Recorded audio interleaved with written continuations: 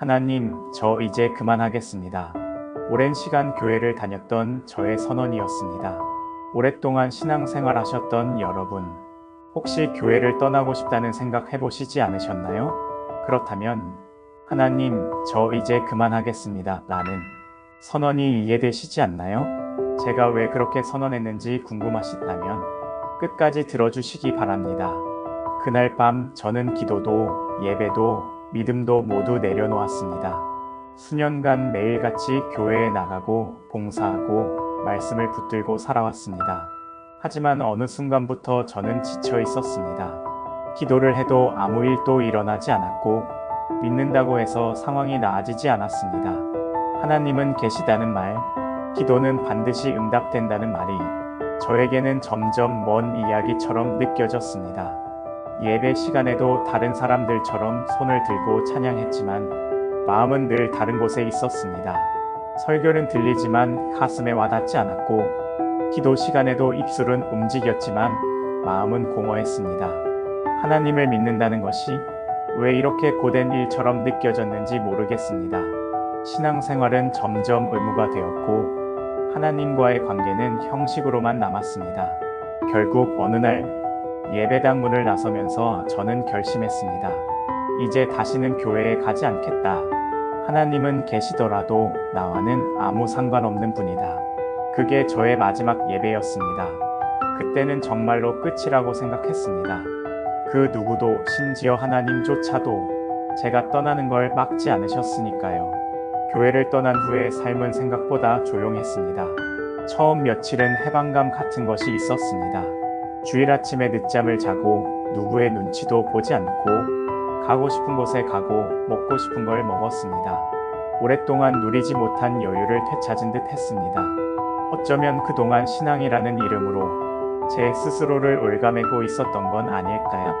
그런 생각도 들었습니다. SNS에는 여유로운 일상이 올라갔습니다.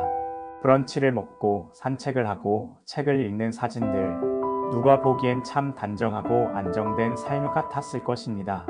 하지만 그 사진들 뒤에는 설명할 수 없는 허전함과 외로움이 숨겨져 있었습니다. 오히려 교회에 다닐 때보다 더 깊은 공허함이 가슴 한쪽을 파고들었습니다.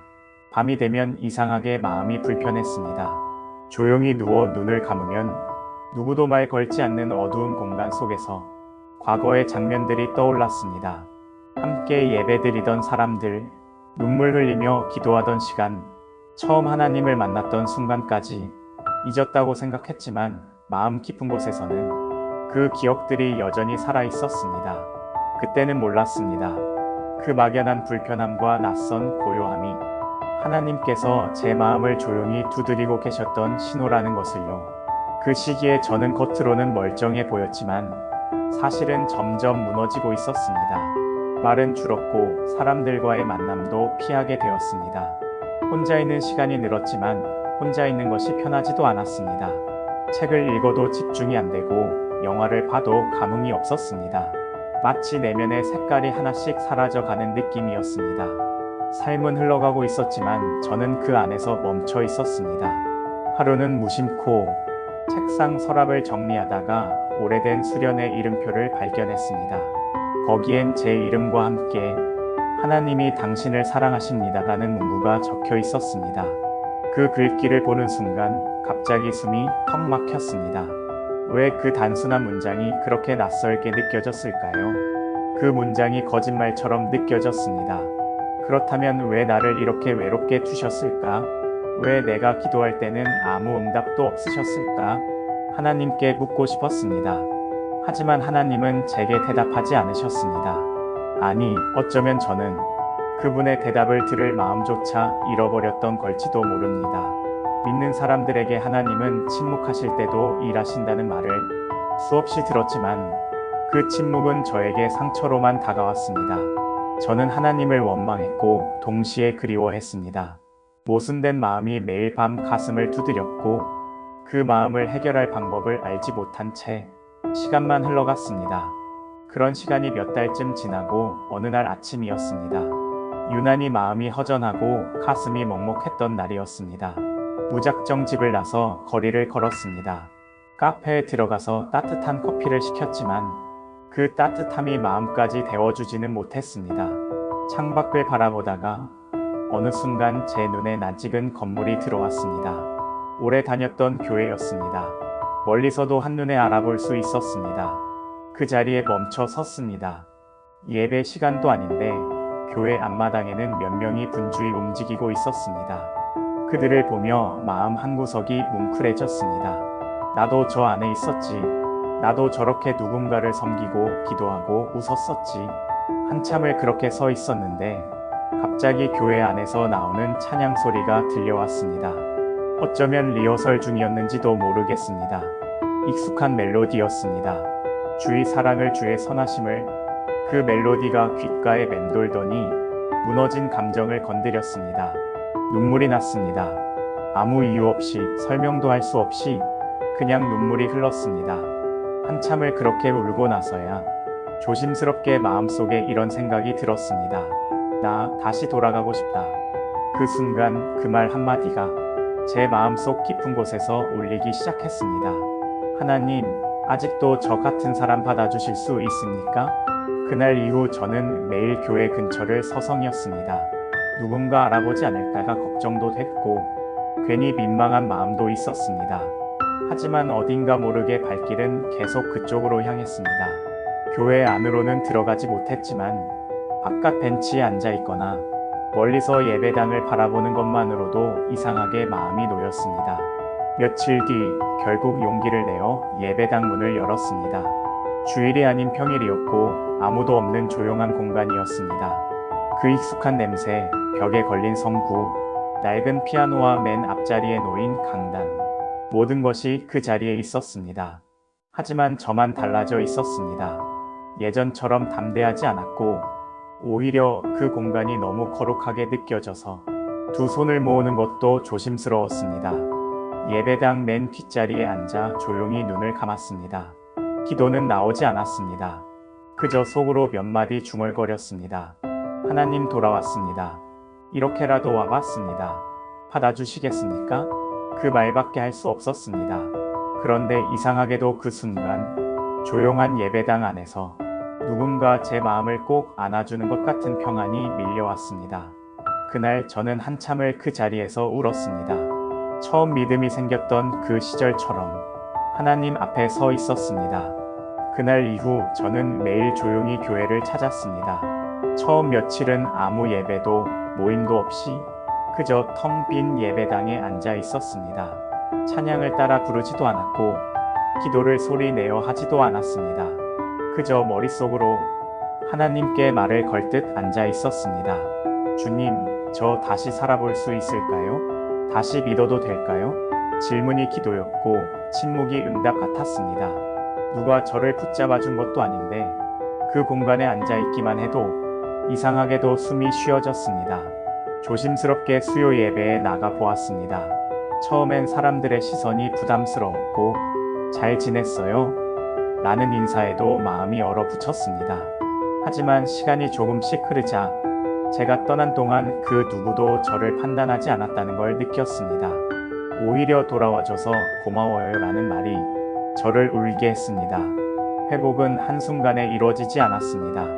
기도가 다시 익숙해지는 데에도 시간이 걸렸고 말씀을 읽어도 처음엔 아무 감동이 없었습니다. 하지만 어느 순간부터 말씀이 다시 마음에 들어오기 시작했고 찬양을 부르면서 눈물이 흐르기 시작했습니다. 하나님은 조급해하지 않으셨습니다. 그저 제가 다시 돌아오기만을 기다리고 계셨던 것 같습니다. 시간이 흐르면서 제 안에 조금씩 변화가 일어났습니다. 예전에는 눈치만 보며 뒤에 앉았던 예배당에서 조심스럽게 손을 들고 찬양하게 되었고 기도 시간에도 입을 열어 하나님께 제 마음을 고백할 수 있게 되었습니다. 무언가 억지로 하는 것이 아니라 진심이 흘러나오는 느낌이었습니다.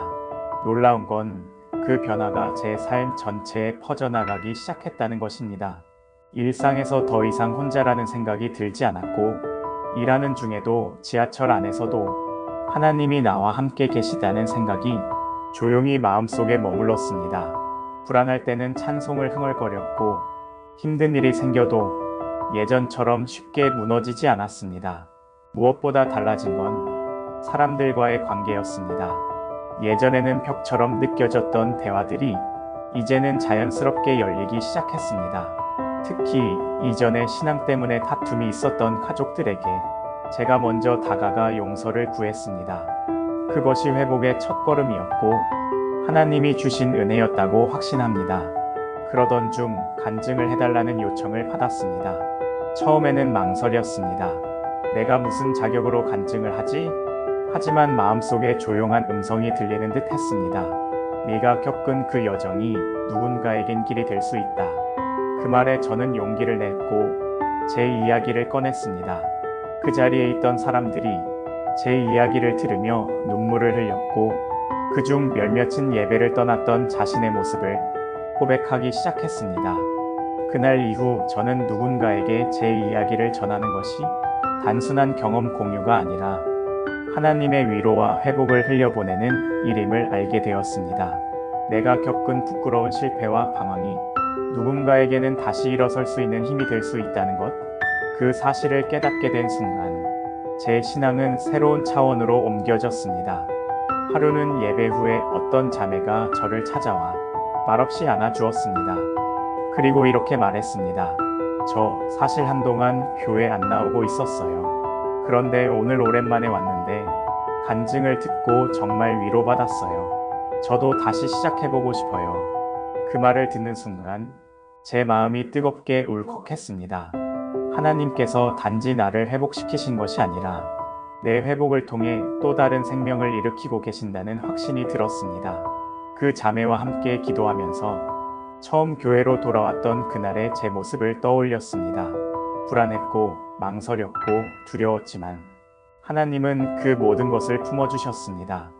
그 이후로 저는 작은 소그룹 모임에서도 간증을 나누기 시작했고 믿음에서 멀어져 있는 친구들에게 한 줄씩 메시지를 보내기 시작했습니다.